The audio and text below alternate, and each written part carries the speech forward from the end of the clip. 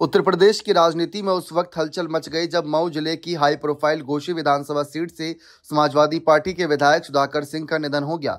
67 वर्षीय सुधाकर सिंह ने लखनऊ के मेदांता हॉस्पिटल में इलाज के दौरान उन्होंने अंतिम सांस ली। उनके निधन की खबर से पूर्वांचल सहित पूरे प्रदेश में शोक की लहर दौड़ गई।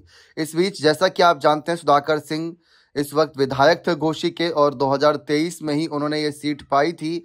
उपचुनाव में उन्होंने दारा सिंह चौहान को करीब 43,000 वोटों से हराया था और उसके बाद सुधाकर सिंह तो विधायक बन गए। दारा सिंह चौहान बीजेपी के साथ जब वापसी करे थे तो बीजेपी के साथ वापसी उनको फायदा तो नहीं करी, हार गए, लेकिन उसके बावजूद बीजेपी ने उन्हें विधान परिषद का सदस्य बनाकर कैबिनेट मंत्री भी बनाया, जो उनके लिए एक बड़ी कहीं ना कहीं कह सकते हैं उपलब्धि थी।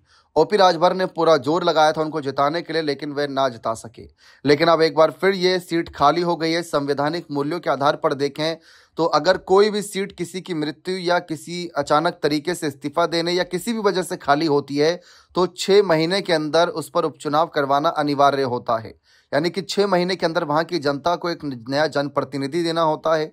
2027 के आम चुनाव से काफी पहले घोसी में फिर मतदान हो सकता है। राजनीतिक जानकारों का मानना है कि उपचुनाव सपा भाजपा के बीच सीधी टक्कर का मैदान बनेगा, पूर्वांचल की सियासत में नई हलचल पैदा करेगा।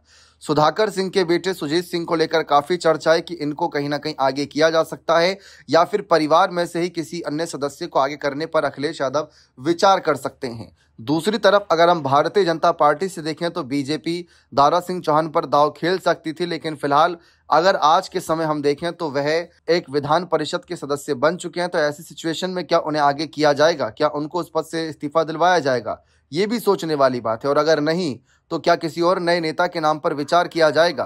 क्या यह सीट एनडीए दल के साथी सुभाषपा की झोली में दे दी जाएगी? इस पर भी विचार हो सकता है।